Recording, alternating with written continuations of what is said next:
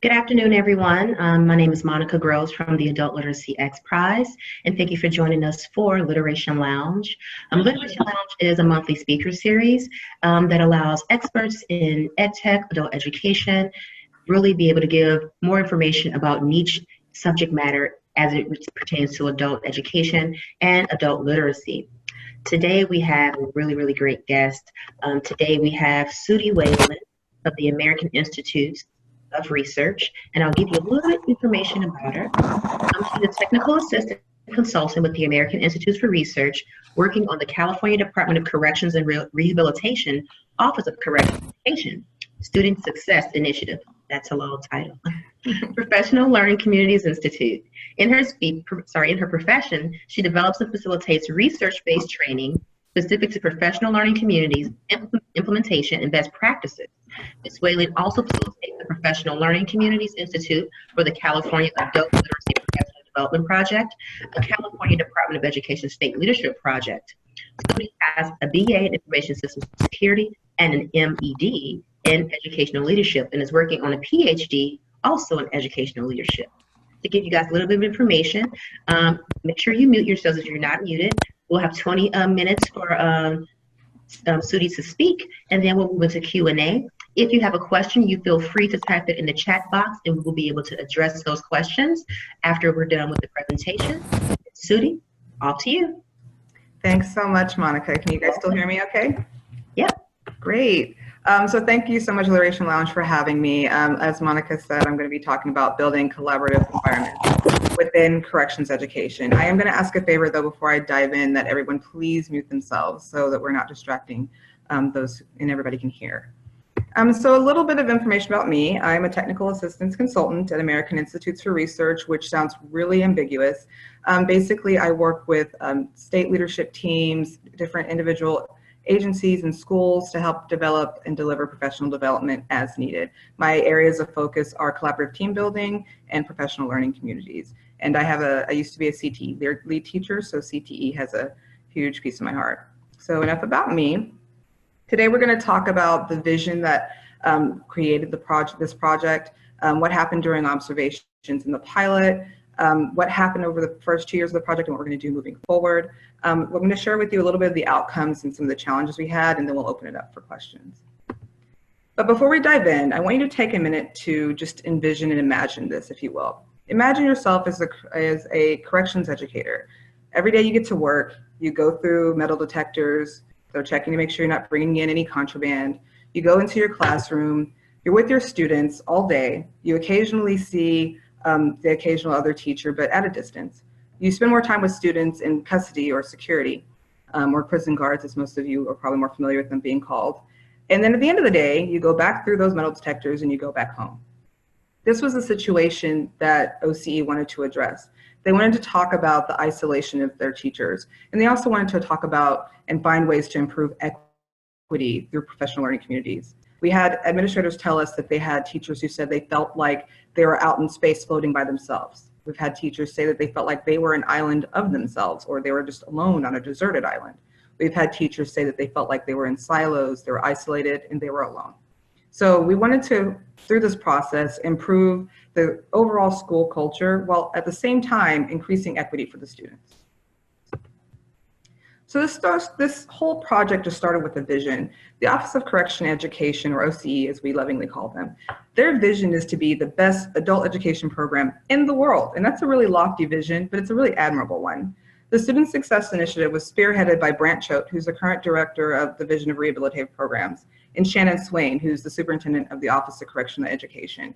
They wanted to start this initiative so that they can increase equity, improve the quality of education for their students, at the same time improving the quality of the education environment the teachers were teaching in. They envisioned increasing equity for students via the PLC process, and their vision quickly became our vision and our passion too. So the Student Success Initiative was 3 parts. There was CASAS training, and CASAS is a type of assessment that adult learners here in California take to determine their literacy levels, English language acquisition, math skills, even to see if they're ready for workforce preparation skills. The next piece of that was improving instruction via transformative correctional communication, teaching teachers how to kind of roll with resistance, manage their classrooms in a healthy and positive way, and communicate things to students in a way that they feel respected and that they actually understand. And the third piece, which is where I came in, was for the professional learning communities. And we're going to talk more about what that is in a moment. I do want to say, though, this isn't going to be a comprehensive training on PLCs because for obvious reasons, we don't have a lot of time. But all of these three pieces together were inclusive of administrators, teachers, librarians, test coordinators. And at the heart of all of this was the students. That was what was really the driving force for this. Within California, we serve about 120,000 adult inmates a day in our schools, within our prison schools. That's at 35 prisons across the state. 97% of those will ultimately be going home. They're going to be released on parole. They'll be back with their families, within their neighborhoods, and within their communities. Recidivism and reducing recidivism is something that helps everybody. As Shannon Swain says, correction education is a public safety issue. When we reduce recidivism, we thereby have fewer people going back into prison. And having fewer people going back into prison means we have more people who are working, who are earning sustainable wages, who are paying taxes and contributing to society. So overall, our overarching goal was to kind of help reduce recidivism in whatever way we can. And if that meant getting teachers to collaborate to create a more equitable learning environment, that's what we were going to do. A little bit more about OCE students. 52% of the students within that population are adult basic education students. Another 15% are high school equivalency students. 1% are getting their high school diploma, and then 17% are college students, leaving 16% being career technical education students. So as you can see, there's a wide variety of different types of students within OCE's umbrella. So what really is a PLC? I'm sure a lot of people have in their brain what a PLC is. It's not an unheard of term. This part might be a little bit boring to you if you already know, but it's an ongoing systemic process that allows educators to work collaboratively in a recurring cycle of collective inquiry. We like to use the learn, teach, assess, reflect model. They then use action research to achieve better results for students that they serve. Professional learning communities operate under the assumption that the key to improving learning for students is a continuous job embedded learning for teachers. So the more qualified, the more prepared, and the more knowledgeable the teachers are, then the better the student outcomes will be. PLCs address four really specific essential questions. What is it we want our students to learn? How do we know if they've learned it? What will we do if they don't learn it? And what are we going to do if they already know it? And so in the process of learning, teaching, assessing, and reflecting, we're intentionally looking at these four specific questions. There's also three fundamental ideas of the PLC and our three main focuses, and that's a focus on learning, a focus on a collaborative culture, and a focus on results. So we don't want to just teach and collaborate, but we want to also go back and look at data and see if the collaboration and the things that we've been doing are working. If they're not, go back and revisit and find new ways to improve student learning outcomes. So during the observation and pilot, we got to observe and spend time with a lot of different PLC teams. What we found were some kind of inconsistencies as far as the abilities of the teams. We had one team that was amazing at collaborating. They could completely disagree, but we were always really respectful about it. They were always really open to hear each other's opinions, although at the time they weren't really collaborating on things that directly impacted student learning. So for example, they would have an issue like there's a leaky roof and we need to put a ticket to get this fixed, and what do we do? And they would get that worked out. So they really just needed to refocus that collaboration, but they were really, really good at communicating with each other.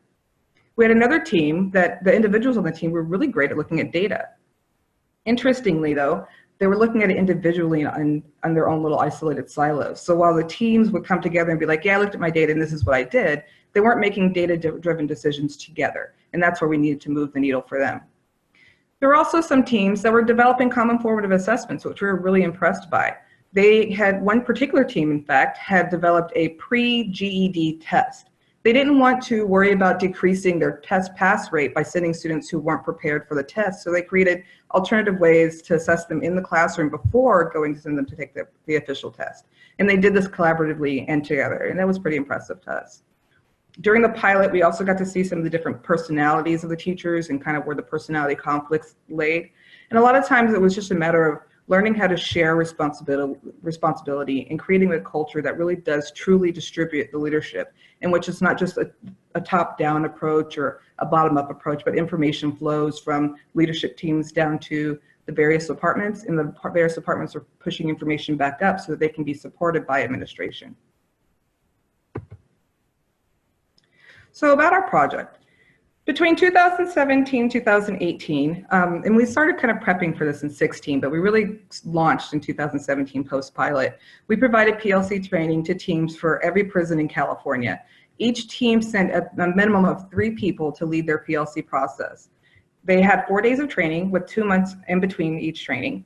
We like to use a learn and do and learn sort of model. So after each day, they would spend an entire day with us learning about a particular concept, and we'll talk about what each day entailed in a moment. And then they would go back and practice using those concepts. And then they would come back to us, learn some more, then go back and do again. And each time they had to create a SMART goal, and we'd work on making those SMART goals really achievable. A lot of times after session 1, the SMART goals would be kind of lofty, and then they'd go back and try to achieve them, and then be like, okay, maybe it is harder to increase test scores by 20% in 2 months. So it was interesting to kind of see that dynamic happen. Now, moving forward between 2018 this year and going into 2020, we're going to continue to support the process at local and regional levels. That means mentoring and coaching for individual agencies, whether we're talking about isolated institutions that are way far north, like Pelican Bay, which is on the California-Oregon border, or further south at Cal City. We're working on identifying their individual needs at each institution. If you have a prison like Pelican Bay, where it's mostly maximum security and there's not a lot of in-classroom teaching, you have to be more creative on finding ways for those teachers to collaborate together. And then there's some schools within the prison system that have really great access to collaboration possibilities. So our topics included session 1, we talked about culture change and distributive leadership, which is kind of the crux of really getting the PLCs going. We've moved on to collaboration and essential standards. We looked at session 3 at common formative assessments and how to develop them, how to use them, how to reassess after you've assessed to figure out did that assessment really work and are we assessing at the level we need to.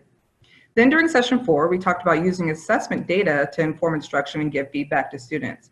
During session 4, if you recall earlier, we talked about CASAS testing. We actually had someone that was part of the CASAS piece of the initiative come in and talk with us about how we use our PLC concepts and practices and use that for assessing or evaluating the data that we have from CASAS testing. And I do want to mention that CASAS isn't the only form of data that OCE uses. They also have CAVE testing. They also use the formative classroom assessment testings and assessments and things of that nature. So what were the benefits of the PLC? One of the benefits is a clear and shared school vision. A lot of times during session 1, we ask them to bring us their vision and their mission and any goals that they've set for themselves. And most of the times the administrator is pretty clear on what the vision is, but the teachers don't always know what it is, or they had nothing to do with developing it. So we see very often by session 2, the staff and the PLC team are working on revising their vision so it is more inclusive of the full staff. It also creates professional collaboration among staff and really helps to get those teachers out of those individual silos that they were finding themselves in. And a lot of teachers just don't like working in silos, especially those who came from K-12 when we're used to collaborating. We talk about another benefit is the use of data to inform instruction, to make program decisions, and making that intentional, not just something we do by accident. Alignment of curriculum, instruction, assessments to the state standards. OCE does have adopted college and career readiness standards for adult education. This is expected to be used across the state. So it helps if we're collaborating this way to be able to align this, not just at one yard or one institution, but all the way across the state. It's also helping to develop consistent instruction across classrooms so that when a student goes from one classroom to another classroom, they're getting the same quality of education that they would have received elsewhere. And as a lot of us know, within the prison system, inmates aren't guaranteed to stay in one yard for a long period of time, or much less in one prison for more than a couple of years. So we want to make sure it's equitable no matter where they go. Another benefit is the monitoring of student learning. We're intentionally going back and looking at those common formative assessments, different assessment outcomes as a team, because of course, within the PLC, we shift from these are my students to these are our students and share responsibility for all of our students' learning. It's leadership supported system for continuous school improvement, and that's part of the reason why the PLC process and having admin support is so important. When you have admin support, you do have that built-in leadership support, and that really helps teachers feel secure with trying new things and collaborating with their coworkers and colleagues to do something new. It's also ongoing job-embedded, result-driven professional development, which is my personal favorite part. It's not just about what I know, but it's about finding out what my colleagues know and cultivating that knowledge and sharing that knowledge amongst one another. And another cool thing about PLCs is it gives us opportunities to celebrate success along the way. As educators, we have a tendency to often want to celebrate the big wins, or we want to talk about how many students graduated this week or this year and how great that is. But when we're in the PLCs, we start looking at data more intentionally. We start seeing these tiny little growths and these moves up, and that gives us an opportunity to start celebrating that. So even though you might not have had 20% more students graduate with their high school equivalency, we might end up seeing that 20% more students increased just a little bit, and we're doing a little bit better. And we want to celebrate those successes and those small wins just as much as we celebrate those big wins, because that's what keeps us motivated and helps us keep going. So challenges, because we're not living in a fairy tale land where everything goes perfectly. I do want to be honest about what some of the challenges were and how we work to address them. Time. Time was one of the biggest issues. When we first started, we would hear all the time, especially during the pilot and observation phase, we would love to have PLCs, we just don't have time for it. Within the corrections system, there's a seat time and where students are at all times is a really big deal. And that's for security purposes and makes a lot of sense. But there's a huge pressure to continue preserving class time. So what OCE did, not OCD, OCE did was allow extra time every month for PLC meetings as part of their professional development. This removed the anxiety about will we have time from the principals, because OCE was giving them that time so they wouldn't have to worry about trying to defend it. Another challenge is that not all job classifications felt they had a direct relationship to student learning outcomes. Within OCE, it's not just teachers and administrators. We also have the librarians, the AV specialists, testing coordinators, and coaches. So what we did was we brainstormed at various leadership meetings with the librarians and all the different teachers and the different staff to figure out ways that they could help support student learning. One of the things we heard, which really gave us pause and made us have to really think about, was that librarians were saying, well, we're often invited to the meetings, but we're not included in the meetings. And we wanted to be really intentional about making sure everyone that was invited was actually included. So what we found was that when we started giving them, and not giving them ideas, asking them for ideas and things that they would find useful, we started seeing more librarians and coaches and AV specialists getting involved. We had, for example, librarians work with other teachers to develop reading programs and reading book clubs and things like that that accompanied or went along with the things that they're reading in their ABE class. Same for CTE and helping the librarians or working with the librarians to get the books that the CTE students use in the classroom into the library so they can study there. We had coaches that were developing activities that were specifically designed to help students with math and a lot of really cool stuff. So it just really meant being really intentional and bringing them to the table and not just inviting them, but including them because they had a lot of really great ideas. Another challenge was that both administrators and teachers frequently move from one institution to another, or they leave the system altogether. So the solution is to provide an annual-wide system orientation to the PLC process. OCE has this really great mentor team, and so we're leveraging that to help and bring on the new people who are just coming in and get everybody trained, and then integrating people from one team to a new team if they switch locations. We also want to provide regional and local support for all PLC leaders, as well as spread the vision among staff where it's needed. It was really great to have really strong champions and cheerleaders for the PLC process, and they really have been infectious. And what started out was feeling a little bit like an uphill climb has really become really exciting and a lot of fun. And we're hearing all the time, and I'm getting emails all the time about how great it is to finally get a chance to collaborate or have a team to talk to and work through issues in the classroom, whether it's about learning or just student management. Another challenge was that not all staff was really enthusiastic about another initiative from central office. I'm sure this is something we can all relate to. We find out about this new PD we're expected to do. We need to start working with it. And we roll our eyes and we say, oh, this is just another buzzword, or it's just another thing we have to do. There is also this democratic approach sometimes to clashes with the chain of command where they would take a vote. Within a PLC, we don't work that way. We work by consensus. And if we can't all agree, then we move along and we do something different. So the solution was to roll with resistance, do a lot of team building activities, encourage patience and persistence, and support the PLC leaders to not get discouraged. And I want to point out the PLC leader doesn't necessarily mean administrator. It could be their PLC coordinator. It could be a lead teacher who's given the assignment of getting this going. So it's not always just the administrator, although the administrator is always a part of the PLC leadership team. But just rolling with resistance and really learning how to team build. A lot of agencies really thought that, well, I've gone to one session of this, I'm really ready to get going, and they find out that you can't just say, hey, we have a PLC and start unpacking standards and developing assessments the following week. You have to take time to team build, because team building is trust building. And it's hard to get from my students to our students and that shared collective responsibility if you haven't built trust yet. So that was one of the big things that really helped, was providing team building activities and different things that they could do to move forward. Another challenge was that the PLCs couldn't succeed without support from the administrators, and designated PLC leader had to have support and validation. We did see that the schools that were really successful were the ones where the administrator was great with distributing leadership. And so moving forward, what's one of the things that we're working on is really driving home the importance of administrative support. Being an administrator and having PLC teams doesn't mean you're not at all involved, or it doesn't involve you, or it's only for the teachers. It's really important for the administrator to not only be a part, but to be supportive. And that's why we always encourage the PLC leadership teams to function as a PLC themselves. So when the various departments are coming together and saying, here's our goals, and this is what we need to achieve our goals, those PLC leadership teams are working together to find ways to support those teams. So our solutions were to require administrators to be on a team.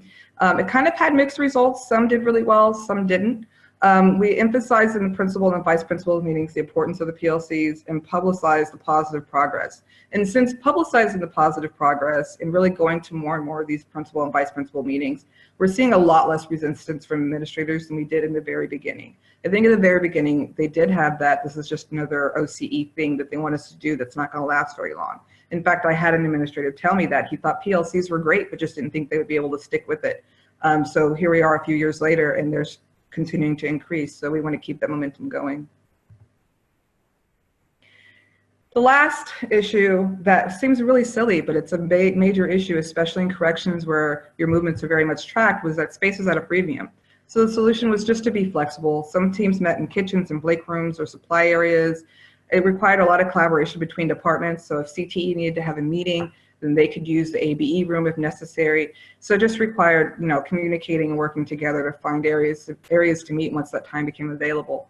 And then communicating that also with security. Custody needs to know if teachers are not going to be having class. And so they were really great about letting their wardens know and letting the guards know what was going on and making sure the students were occupied so that they could continue to meet and collaborate. So the overarching question, was it worth it? It's a little early for us to show student learning results because we've only been doing this for about a year and a half as part of the main project, but we do have some results as far as the culture shift for the teachers. This is based off of a 25-question survey that they're given during session 1 and again at the very end of session 4. In that survey, it addresses different items like their thoughts on professional development, their overall school culture, distributive leadership, how they're using class time, what kind of assessments they're using, things like that. What we saw was that we had a huge jump from teachers and staff who felt that they were progressing from 23.33% to 46%. What we saw go down, which is kind of what we expected, because with AIR we've done these kind of institutes many times, is beginning and exemplary. We always have a few people who think they're doing really, really well in the very beginning, then they learn what the actual process should be, and then when they go back and assess themselves later, they don't think they're doing quite as good as they thought they were to begin with, and that's totally okay. But we saw a lot of increase in the progressing and the proficient areas, and that means that they're progressing and getting onto the track of becoming proficient.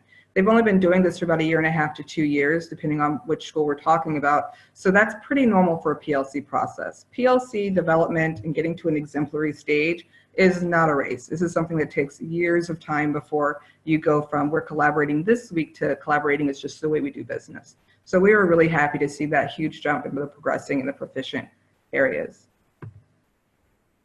So I know I talked pretty fast, but I'm going to open this up for questions.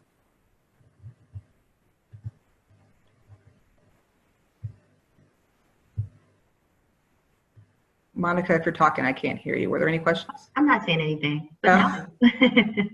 And so if anyone has questions, please type it in the chat window and we'll make sure that we get those questions answered. And I do have a question to start us off. Yes. I know you talked about team building for educators within prison. Are there certain team building activities that you found to be more effective for those who are teaching in prisons? I have one specifically that we did and that we found was really great, and we've continued to do is we call it the north, south, east, west.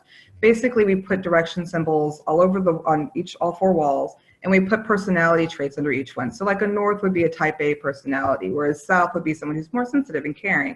West would be a let's get it done, whereas east is I like to think things through and break things down first. And so once we put them in those, once they go to their own areas, they get to pick.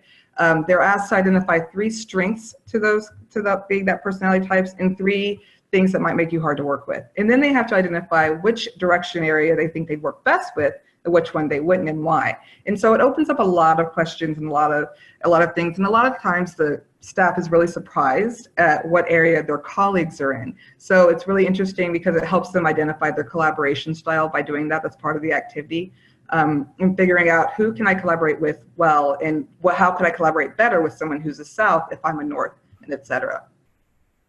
So figuring out those people dynamics and how to work with people with different, almost like love languages, different work languages. Exactly right. And another thing that we do to address resistance is we do a role play activity during session 4. We have 8 tough personas, whether it's the name caller, the naysayer, the checkouter, and all these things. And we ask each table to pick randomly which one it is, so they don't even know what they get until they unfold their number. And then they act out having a meeting and dealing with that person. And while it's a lot of fun to laugh at the name caller at the time, it kind of makes you sit back and reflect like, oh, have I been that person before? Have I been the naysayer?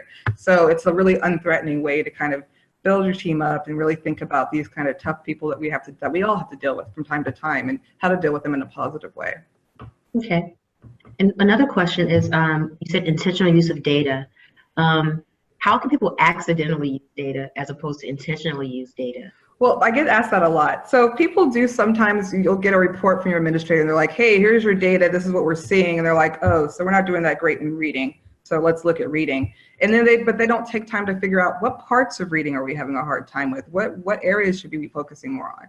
So by intentional use of data, what I mean is looking at those test results and then drilling down further to figure out what specific areas are they having trouble with. Are they having trouble asking and answering key questions about text? Are they having trouble breaking down pieces of words? What part of the reading did they struggle with? Not just they all aren't doing well in reading. And making that very intentional, and then developing common formative assessments that address the specific skill that they're struggling with. Okay, and I know we had a question that I was able to answer in this case. Someone was asking if today's session would be available for those who could not join. And what we usually do is put the Literation Lounge talks on our Adult Literacy X Prize YouTube page so that you'll be able to share out with any of your colleagues who weren't able to make it on today. So that's usually up within 24 hours. And for all those who were in attendance or registered, I'll send a direct email with the link and any additional details. That's awesome. Just in case you were wondering. So give you like one more minute if there's any other questions, and then we'll start for a wrap up. But maybe not one more minute, but in the meantime, play the Jeopardy theme song in your head. I actually have the recording, but I'll resist playing it. Okay.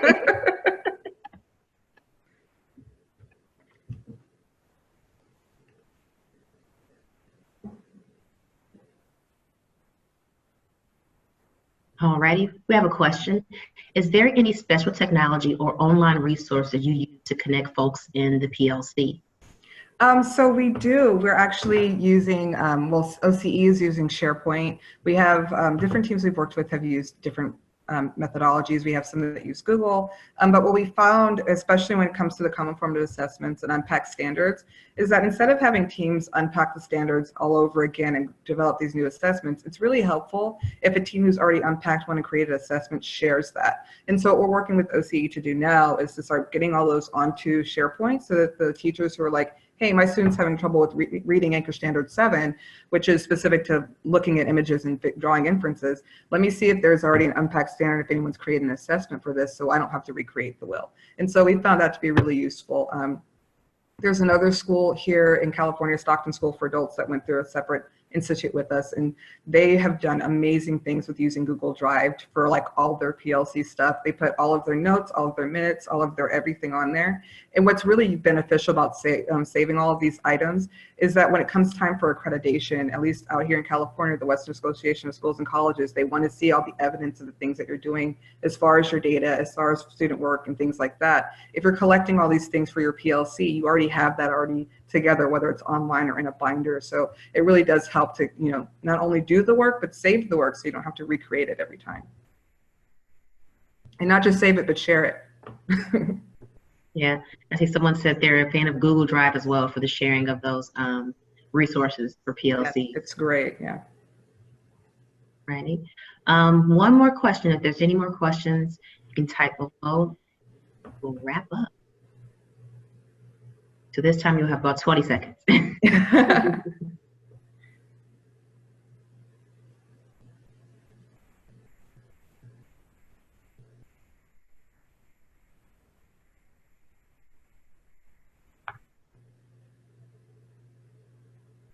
Alrighty, and seeing no additional questions, I'll move to wrap us up. So like I said, within 24 hours of this Literation Lounge, we will have the recording up on the Adult Literacy X Prize YouTube channel.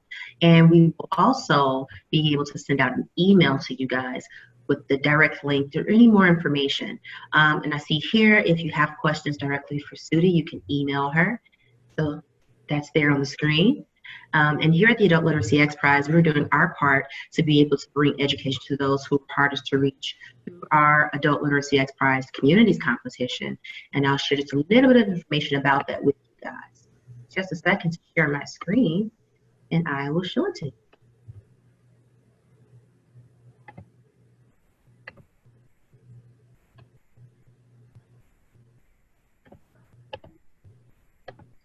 Alrighty, so we have our communities competition, which is all about incentivizing the community to help us distribute award-winning apps.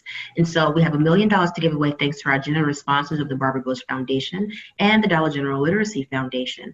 So to find out more about the communities competition, you can visit communities.xprize.org. We are less than 30 days away from our registration deadline, which is December 8th. So visit communities.xprize.org for more information. Or you can always contact us at adult.literacy@xprize.org, where you can find a plethora of information about competing. We will have two actual phases of this competition. The first, you can win $10,000, and the second, you can win your share of another additional $500,000. That's how we kind of divvy up the $1 million. So with that, I'll let you know when our next Literation Lounge is. We are coming to the end almost.